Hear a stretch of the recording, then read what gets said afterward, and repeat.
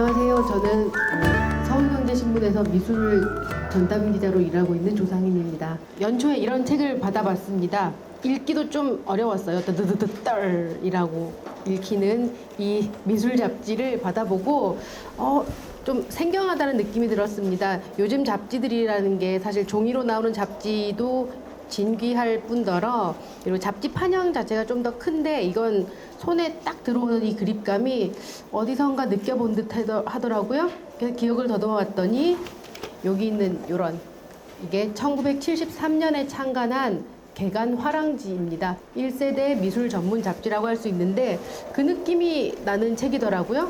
그래서 이 책을 열어봤더니 흑백에 세로 쓰기로 적혀있는 이 묘한 느낌? 그래서 꼭 이 책을 만드신 분을 한번 만나보고 싶었는데 마침 이렇게 기회가 됐습니다. 소개를 드리겠습니다. 작가이시기도 하고 떨 편집장이신 김도희 작가님이십니다. 네, 안녕하세요. 떨 편집장을 맡고 있는 작가 김도희라고 합니다. 여러분 뵙게 돼서 반갑습니다.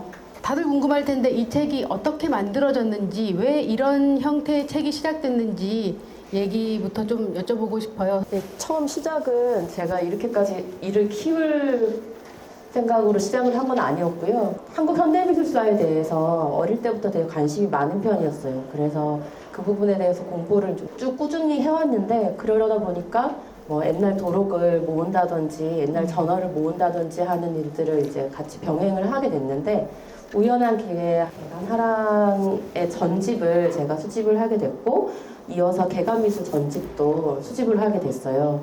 어릴 때 볼 때랑 그 다음에 지금 중견 작가가 된 시점에서 개간 화랑을 새로운 눈으로 이렇게 보게 되는 차이가 좀 있는 거예요. 그래서 거기서 느끼게 되는 어떤 영감을 가지고 뭘 할 수 없을까 이제 이런저런 생각을 하다가 제가 이걸 수집을 했지만 저 혼자 보기에는 너무 아까운 책이기도 하고 사람이 이게 내가 어떤 좋은 자료가 있다고 해도 어느 정도의 그런 체계와 책임감이 없으면 하다가 말게 마련이잖아요. 그래서 화랑 감독이라는 이름으로 여러 공부할 수 있는 동료들을 모아서 같이 공부를 하면서 이 저널이 가지고 있는 어떤 매력이나 지금 현대에서도 분명히 유효한 어떤 방법론들이 있다. 그리고 이 부분들을 우리가 경험을 함께 하고 이걸 고민을 함께 해보면 분명히 다른 사람들도 같이 제가 느꼈던 어떤 강력한 매력 같은 것을 느낄 수 있을 거고 이게 분명히 파장이 될 수도 있고 더 발전할 수도 있을 것 같다는 생각이 들어서 그래서 이제 떨에 시작을 하게 됐습니다. 그럼 공부를 하면서 어떤 걸 얻으셨고 어떤 계기가 책을 낳게 하셨나요? 어떤 부분이 제일 좋냐고 했을 때 제가 지금 기억나는 가장 인상적인 건 뭐냐면 발이 땅에 닿는 기분이라고 했어요. 성경자 선생님의 글 같은 경우에도 어떤 오랜만에 어떤 개인전을 하게 된 소회를 얘기를 하는데 아이를 낳고 먹었던 따뜻한 국밥만큼 시원했다 이런 식으로 이제 표현을 하는데 그 자기의 어떤 소회를 표현하는 데서 남의 말을 갖다 쓰는 게 한 구절이 없더라고요. 없고 본인의 일상, 본인의 정서, 그다음에 본인의 감정 이것을 모든 것이 그걸 통과해서 얘기를 하고 있는 거예요. 지금으로부터 한 50년 전이잖아요. 50년 전에 작가가 자기의 어떤 작업, 자기의 전시에 대한 소회를 얘기함에 있어서 그 당시 시공이 지금 현재에 점핑을 해가지고 바로 펼쳐지는 느낌을 받았기 때문에 저는 지금 미술에서의 바로 제가 동시대임에도 불구하고 주는 그런 형이사각적이고 저기 멀리 있어서 허우적거리는 것 같은 그런 느낌이 아니라 바로 옆에 성경자가 있고 바로 앞에 그의 국밥이 있는 것 같은 그런 느낌을 받아서 되게 좋았습니다. 그럼 저기 작가님 여기 화랑지와 개간지 공부하시면서 읽었던 여러 글들 중에 좀 인상적인 작가의 이야기가 있으셨나요? 그 시절? 그때 그 시절 같은 느낌의 그 시절이라는 주제로 이제 박서보 작가가 글을 쓴 것도 있어요. 그게 어떤 거냐면 나의 그 청년기에 얼마나 내가 대의를 도모하며 뭔가를 열정적으로 했던가 하는 거를 막 이렇게 얘기를 하시는데 그게 다른 어떤 이제 대가로 일컬어지는 지금에서의 또 얘기하는 그 온도 차이가 분명히 있고 그 일이 발생했던 그 시점에서 많이 멀지가 않잖아요. 그러니까 자기의 어떤 지인들에 대한 구체적인 일화와 함께 이렇게 얘기를 하니까 그래도 조금 더 그 예전보다는 조금 더 저한테는 마음에 그래도 좀 닿게 됐던 그런 게 있었고 또 우리 이제 여러분도 아시겠지만 그 한국 전쟁 이후에 부산으로 피난을 간 작가들이 많았어요. 그 화랑지 초입에 보면은 그 피난 갔던 작가들의 부산 시절에 대한 이야기가 제법 나오거든요. 그래서 박보석이나 손흥성이나 뭐 여러 작가들이 그 피난 시절 이야기를 이제 뭐 회고록처럼 이렇게 조금 하게 되는데 그 이야기를 이렇게 보면은 작가들이 부산에서 그 어려운 시절에 우리가 어떻게 그럼에도 불구하고 그 어렵고 막 거의 굶어 죽을 지경에 거지가 따로 없는 그런 중에도 우리가 붓을 꺾지 않고 작업이라는 걸 했고 그 다음에 뭐라도 걸어놓고 전시라는 걸 했고 그리고 서로한테 기대 가지고 그런 뜨거운 의리를 불태우며 버텨냈는지에 대한 그런 소회들이 이렇게 들어가 있는데 그걸 보면서도 되게 현장감이 있어가지고 그런 것들이 우리의 이제 살아있는 역사고 그다음 그분들의 삶의 그분들의 예술의 어떤 뿌리가 되는 경험이잖아요. 그런 것들이 되게 울림이 있음과 동시에 되게 쉽게 말할 수 없어지는 어떤 작품에 대해서 쉽게 말할 수 없어지는 그런 부분들이 생기더라고요. 그래서 왜 제목이 뜨뜨뜨뜨떨인가요? 왜 이제 떨이냐 하면은 일단은 이제 한 글자를 쓰고 싶었어요. 한 글자를 쓰고 싶었고 그 다음에 그게 한글이었으면 좋겠다고 생각을 했고요. 그래서 무슨 아트는 웬만한 아트는 다 나왔더라고요. 그리고 뭔가 있어 보이려고 애쓰지 말자라는 생각을 했고요.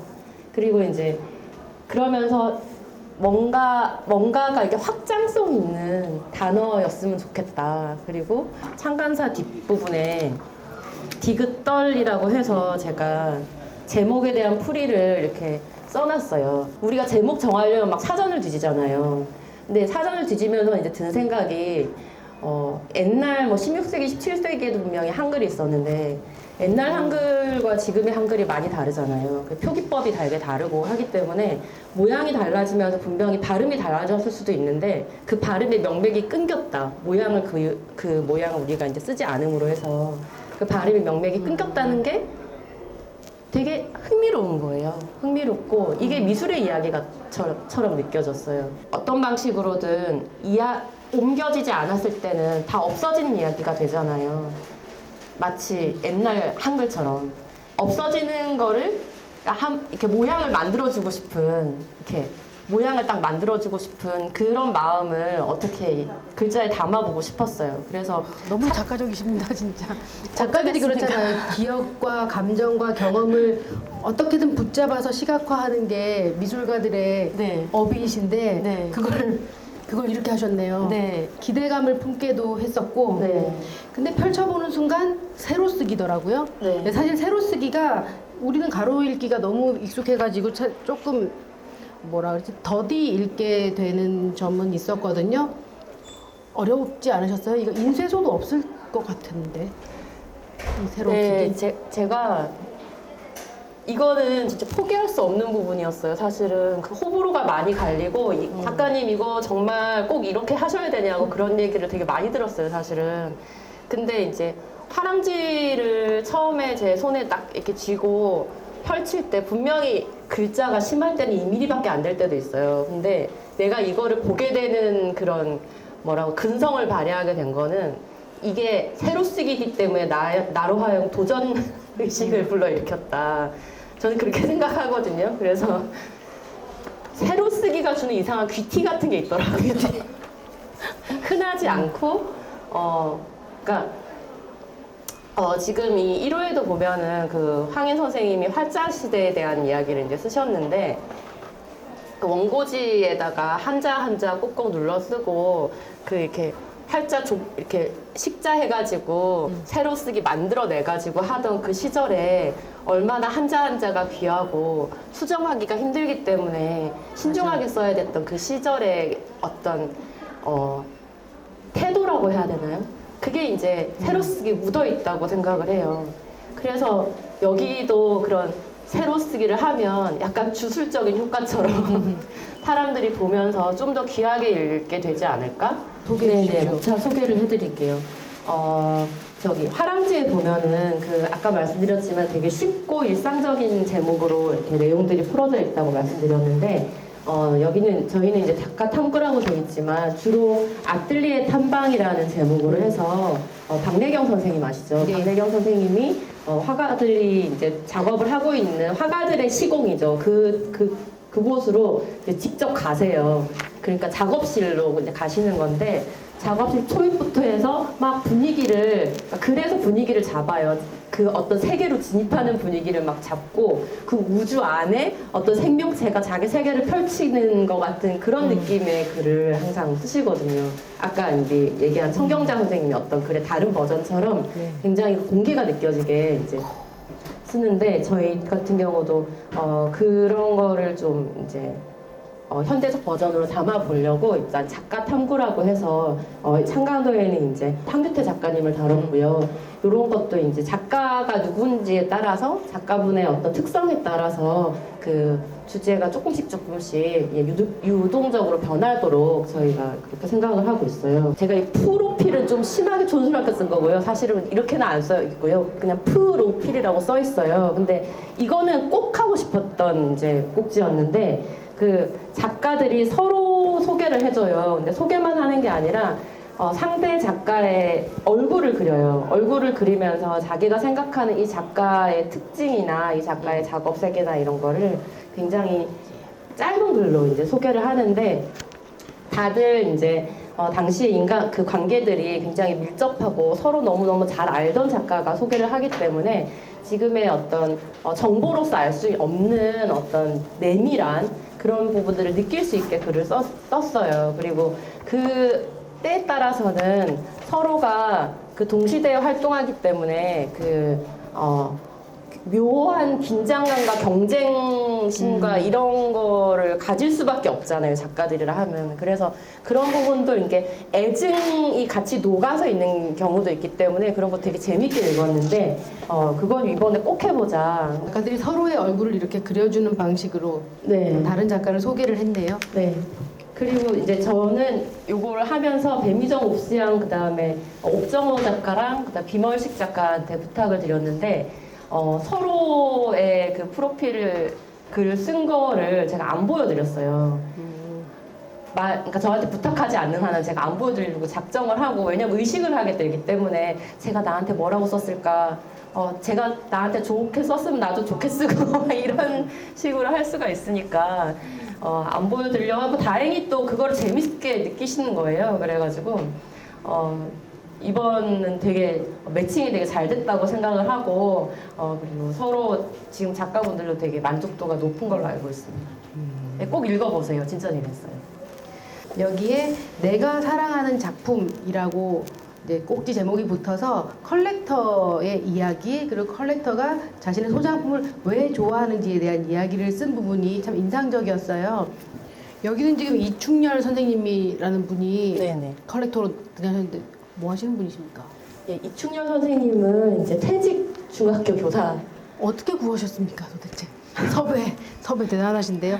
아무튼 그 그림의 가치를 이제 많은 분들이 이제 그림은 왜 이렇게 비쌉니까? 물어볼 때 희소성 그리고 세상에 하나밖에 없는 그림이잖아요 라고 이제 대답을 하거든요. 근데 세상에 하나밖에 없는 그림이 누군가의 소장품이 됐을 때는 정말 더욱 특별한 나만의 이야기가 담긴 그림이 됩니다. 그게 아마 작품이 갖는 또 뭐랄까 작가에게서 태어났지만 또 소장가에게로 가서 또 더 큰 의미를 더 쌓게 되는 것 같은데 그런 이야기들을 좀 진솔한 필체로 여기도 중학교 선생님이셔서 그런지 조분조분한 말투로 이렇게 적어주셨는데 그런 사연들을 이렇게 읽다 보면 우리도 왜 미술을 사랑해야 되는지 왜 이게 좋은 건지를 조금 새로 생각해 볼 수 있을 것 네, 같습니다. 저도 이제 그 이춘영 선생님 글을 읽으면서 되게 감동을 하고 때로는 좀 반성도 하게 되고 막 이랬어요. 그러니까 작품을 사는 사람뿐만이 아니라 이제 작업을 하는 사람임에도 불구하고 그 작업을 하는 게 어떤 나의 과정과 이런 걸 넘어서 이게 수단화가 되는 업으로 하다 보면은 그런 일들이 이제 발생을 하거든요. 발생을 하는데 저분은 누가 시킨 게 아니라 그리고 이걸 해서 뭔가 자기가 이걸 해서 뭐라고 하나요?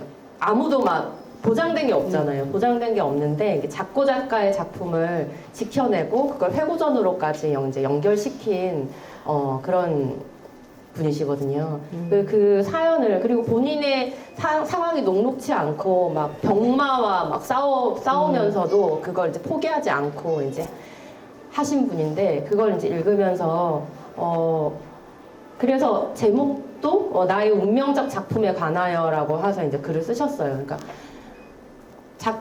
미술이라는 거에서 운명이라는 말을 붙이는 것에 대한 그 놀라움과 그 감사함과 그 사랑과 어떤 사람들과의 어떤 만남들 때문에 예술이라는 게 아직까지도 멸종되지 않고 지금까지 이렇게 우리가 향유할 수 있구나 하는 거를 느낄 수 있는 계기였기 때문에 되게 고마운 글이었고 이런 글들이 되게 많을 거라고 생각을 하고 있어요.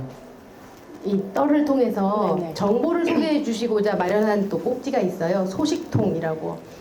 고집하시는 대로 촌스러운 제목 소식통이라고 했는데 소식통 소개 좀 해주세요.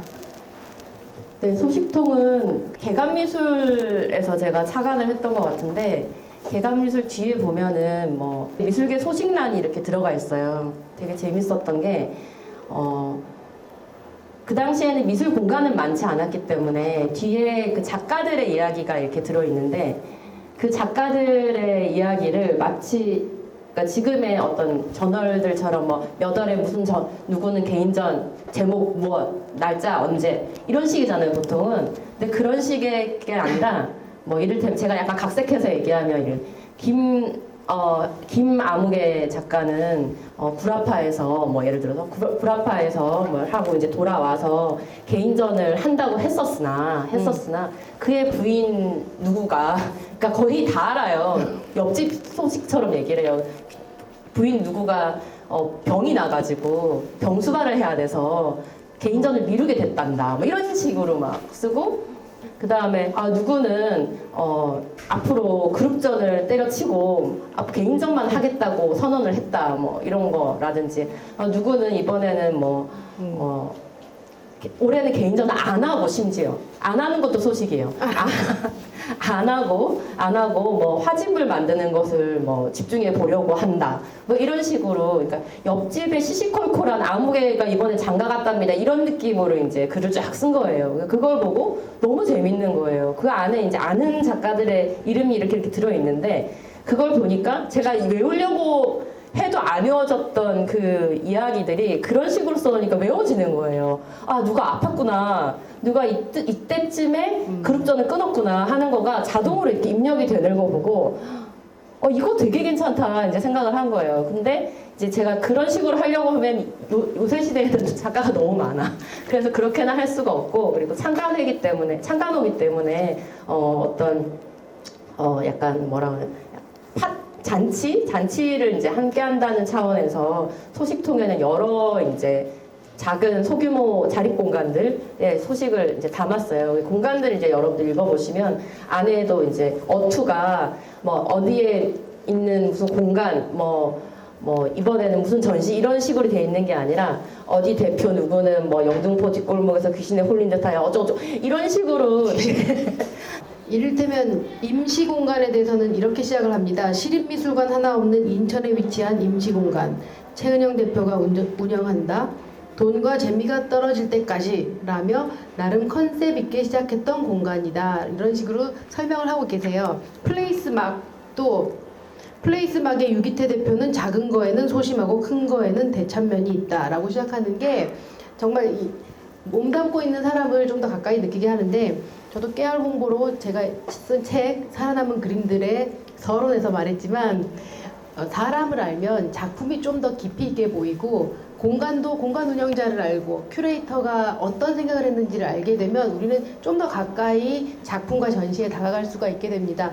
그런 의미에서 이 떨은 미술과 관객 그리고 뭐 작가와 우리 관람객을 좀 더 가깝게 해주는 그런 역할을 하고 있는 것 같아요. 김도희 편집장님, 편집장님으로서의 김도희 말고 작가 김도희에 대해서 좀 소개해 주세요. 명성 있고 유명한 분이십니다. 우리 기자님이 거짓말하잖아요. 네, 그럼 맞습니다. 아니 그러니까 제가 만나기 전에 기사에 썼습니다. 제가 기사에 썼을 정도면 맞아요. 훌륭한 작가신 네, 겁니다. 네, 맞습니다. 네, 작품 네. 소개 좀 부탁드립니다. 어떤 작업을 하시는지. 네. 저는 이제 작업이 좀 제 작업하는 그 성향과 제 관심사가 아무래도 이제 이런 다른 활동하고 다 있을 수밖에 없는 것 같아요, 보면. 이게 이제 그 창간사에도 계속 몸 얘기 자꾸 하고 막 몸 얘기하고 뭐 신체 정서 뭐 이런 얘기 막 하는데 제 작업이 그런 거예요. 이게 좀 관념과 정보를 최대한 덜어내고 내가 몸으로 이거를 감각하고 느끼고 하는 그 순간에 발생하는 여러 가지 것들에 대한 생각이나 뭐 이런 것들을 어떻게 할 수 있을까 해서 하는 그런 작업들이고 작업을 할 때 주로 좀 신체를 많이 동원하는 편입니다. 그래서 설치, 비디오, 뭐 퍼포먼스 여러 가지로 이제 작업을 하고 있습니다. 본질적인 거에 대해서 좀 강박적으로 집착을 하는 편인데 그러다 보니까 이제 정보 이런 것보다도 좀 더 입자적인 거, 그다음에 그 입자를 더 넘어서서 이게 존재하는 어떤 원리 뭐 이런 것들에 이제 관심이 있는데 그런 부분에서도 이렇게 뭐 생명이면 뭐 진동이랄지 뭐 이런 얘기를 이제 종종 하게 돼요. 그래서 진동으로서 서로 이렇게 닿아 있고 그게 확장돼 있고 그래서 연결되고 뭐 이런 이야기를 이제 종종 하게 되는데 떨이라는 제목도 이제 거기서 연결된 지점이 되게 있고요. 진동 같은 거, 네, 떨림. 그리고 그게 생명의 본질이라고 생각을 하고 그런 전체성으로 그러니까 연결이 돼 있고 그게 계속 확장되는 중이고 우리는 그런 것을 이제 계속 인식하는 어떤 계기가 필요할 뿐이고 그게 생명 활동인 것이고 뭐 이런 식으로 네. 그러면 이 떨은 창간호 2023인데 그러면 얼마를 주기로 발행이 될 예정인가요? 어이없으실 수도 있어요, 여러분. 근데 제가 뭐라고 보장을 안 드리거든요. 무슨 말이냐면 내가 어느 날 갑자기 좀 쉬겠다 그러면 쉴 수도 있는 이런 식으로 하겠다고 해놔야 오너의 마음이신데 네, 그런 식으로 해놔야 생각보단 자주 나온다가 되지 그런 마인드이기 때문에 그렇지만 잠정적으로 아무리 늦어도 1년에 한 권 이상은 나오게는 하리라는 마음을 먹고 있습니다. 자, 우리 떨은 어떤 책을 그래서 지향하시는 겁니까? 지향점, 방향성. 세대와 계층이 함께 만날 수 있는 전화. 그래서 지금도 보면은 80대 그 황규태 작가님부터 이제 시작이 이렇게 돼 있잖아요. 그리고 아예 일반인 애호가와 그 다음에 전문으로 하시는 분 이렇게 함께 있는 거. 그다음에 평론가도 일반 평론가, 제야학자 막 섞여 있으시던데요. 맞아요. 왜냐하면 다른 지면에서 종종 아주 자주 찾아보면 읽을 수 있는 분까지 또 여기서 실어야 되는가라는 생각을 좀 하고 있고요. 그런 생각은 모든 작가들을 다 그렇게 생각을 해서 이제 선택을 했어요. 그래서 뭐 좋은 작가 순으로 선택해라 이렇게 되면은 이미 노출이 많이 된 작가인 경우가 많기 때문에 그것보다도 이 지면에 어울리고 그다음 이 지면을 통해서 우리가 어떤 그간에 이렇게 쉽게 만날 수 없었던 이야기를 듣고 그 다음에 세대와 어떤 장르를 불문하고 배울 점이 많은 작가. 지금 2호를 벌써 준비를 하고 있거든요. 2호 준비하면서도 그런 세대 뭐 30대부터 80대 중반 넘어간 작가까지 이제 함께 있고 우리가 만날 일이 너무 없지 않습니까? 만나보면 배울 게 진짜 많아요. 그래서 너무 이게 단절 때문에 일어나는 이런 소모적인 거가 너무 아깝고 그래서 이 안에서는 억지로라도 이렇게 만나보고 서로 무슨 생각하는지 좀 알게 되고 하는 그런 장이 됐으면 좋겠다. 그래서 이제 그걸 되게 중요하게 생각을 하고 있고요.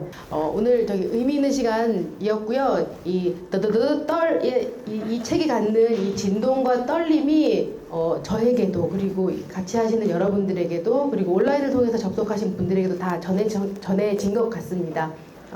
함께해 주셔서 감사합니다.